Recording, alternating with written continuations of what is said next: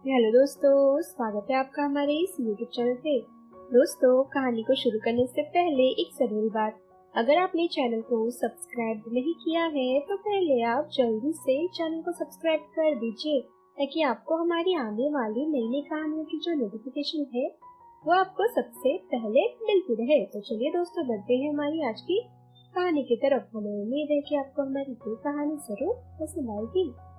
किशोर जी बेचैनी से बरामदे पर चहलकदमी कर रहे थे। उनके इकलौते बेटे की बातें रह रहकर उनके खून के उबाल को और भी बढ़ा रही थी। लगभग साल भर पहले विनय का विवाह उसकी माँ सरला जी की सहेली की बेटी पूजा से तय हुआ था। पूजा का परिवार बहुत ही संपन्न था। पूजा के पिताजी मसालों के व्यापारी थे, इसलिए उनकी आर्थिक स्थिति किशोर जी के परिवार से अधिक सुदृढ़ थी। क्योंकि पूजा अपने माता पिता की एकलौती संतान थी, इसलिए किशोर जी भी बहुत खुश थे कि आगे चलकर पूजा की सारी धन संपत्ति उनके यहाँ ही आने वाली है।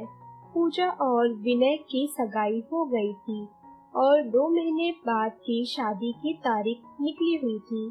शादी की तैयारियां भी बहुत ही धूमधाम से चल रही थी। पूजा और विनय भी बहुत खुश थे और अपनी आने वाली जिंदगी को लेकर बहुत उत्साहित भी थे। लेकिन किस्मत को शायद कुछ और ही मंजूर था। एक दिन अचानक हार्ट अटैक के कारण सरला जी की मृत्यु हो गई। दोनों परिवारों में मातम का सन्नाटा पसर गया था। ऐसी स्थिति में विवाह कैसे हो सकता था, इसलिए विवाह की तारीख आगे बढ़ा दी गई थी। इसी बीच देश में आर्थिक मंदी आई और पूजा के पिता को व्यापार में बहुत बड़ा नुकसान भी हो गया था।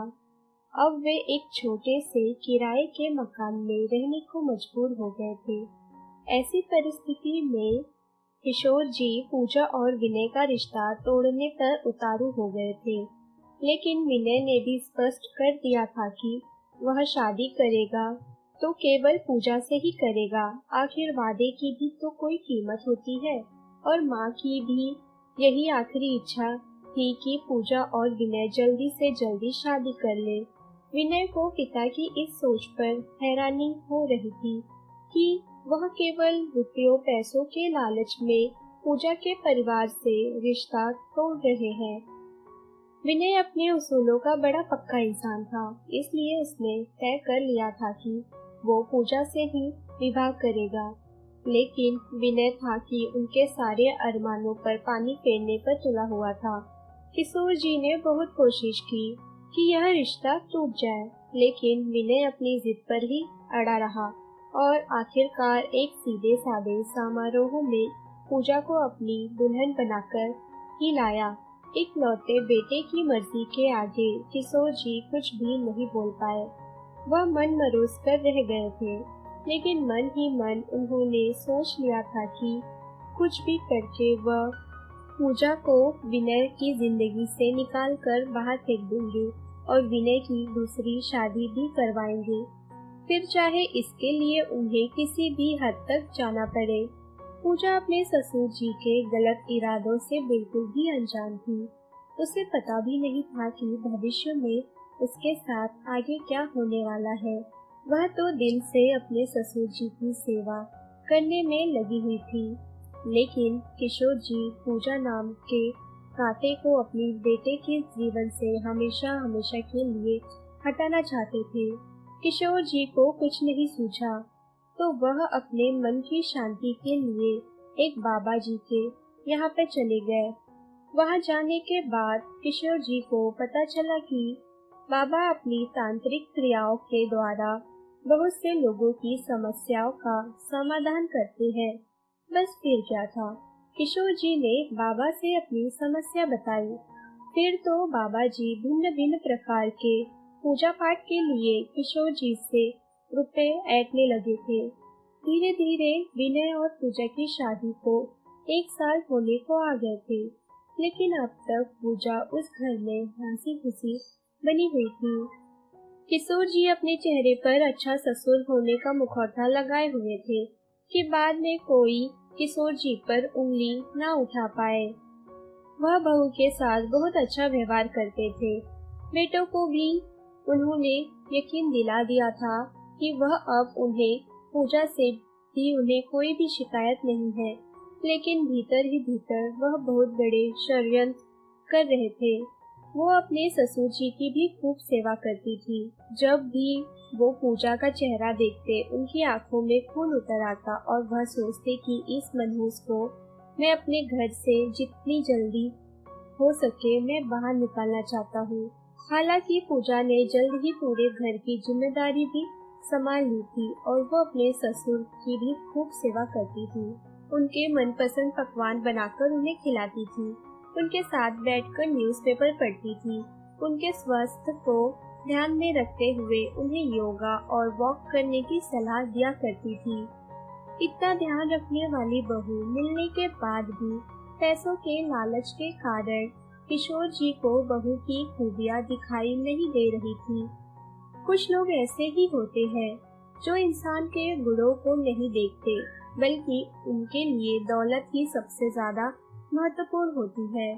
एक दिन किशोर जी बहुत बेचैन थे, तो वो अकेले में बाबा के सामने रोने लगे और कहने लगे कि मुझे मेरी बहू से छुटकारा पाने के लिए कुछ ऐसा उपाय बताइए जो कि एकदम पक्का हो।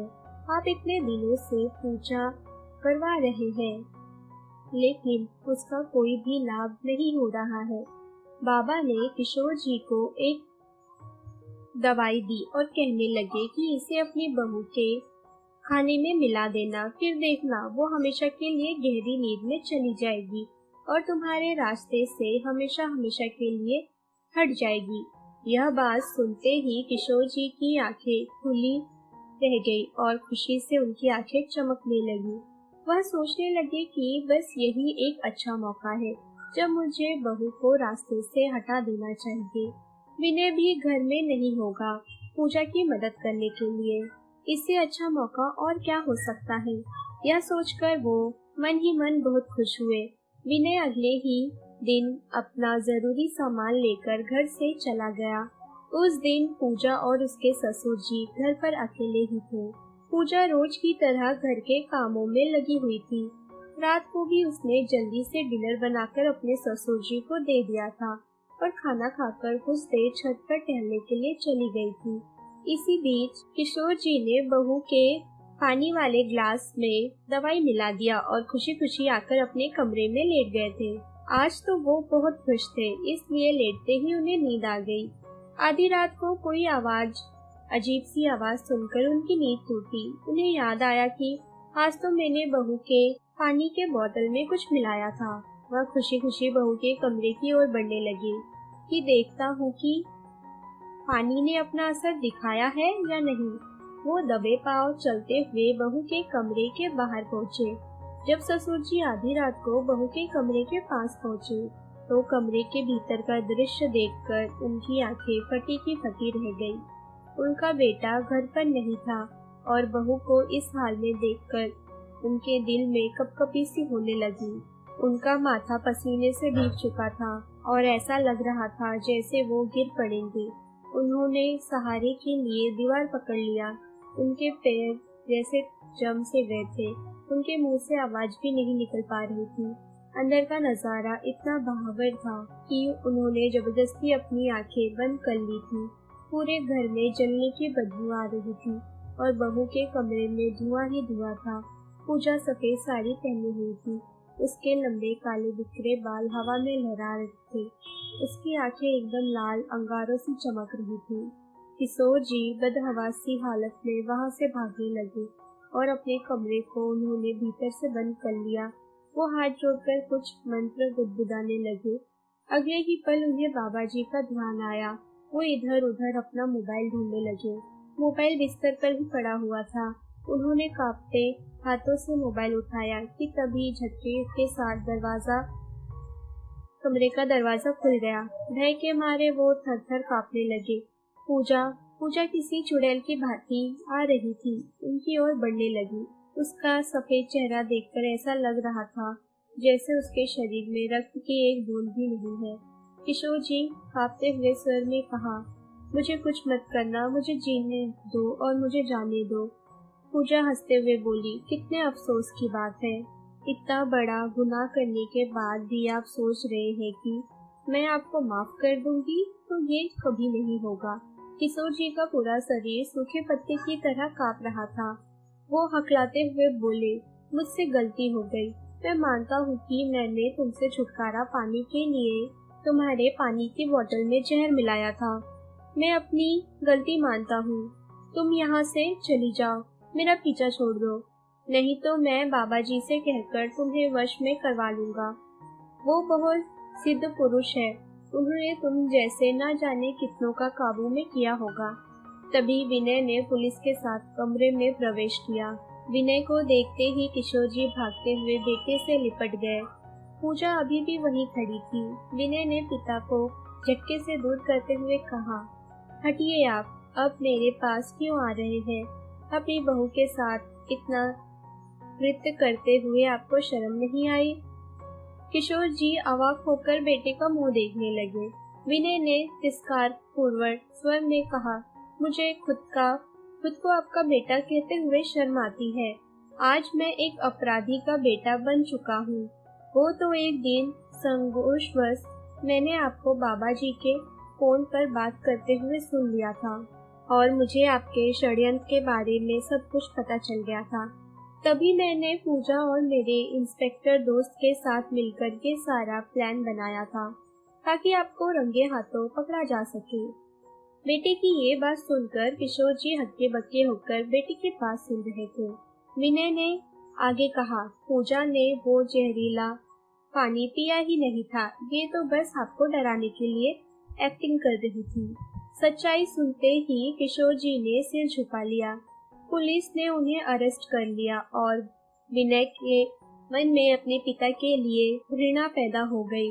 विनय ने पिता की ओर से घृणा से मुंह फेर लिया। किशोर जी ने लालच के वशीभूत होकर बहुत बड़ा गुनाह कर दिया था। विनय ने एक अपराधी को सलाखों के पीछे पहुंचाकर ये सिद्ध कर दिया था कि न्याय अन्याय की परिभाषा खून के रिश्तों से कई आगे होती है।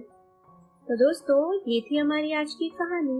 अगर आपको हमारी ये कहानी पसंद आई हो तो कहानी को लाइक और शेयर करना ना भूलें दोस्तों। अगर अभी भी आपने चैनल को सब्सक्राइब नहीं किया है तो पहले आप जल्दी से चैनल को सब्सक्राइब कर दीजिए ताकि आपको हमारी आने वाली नई कहानियों की जो नोटिफिकेशन है वो आपको सबसे पहले मिलती रहे। तो चलिए दोस्तों, हम फिर मिलेंगे अपनी आने वाली एक और नई कहानी।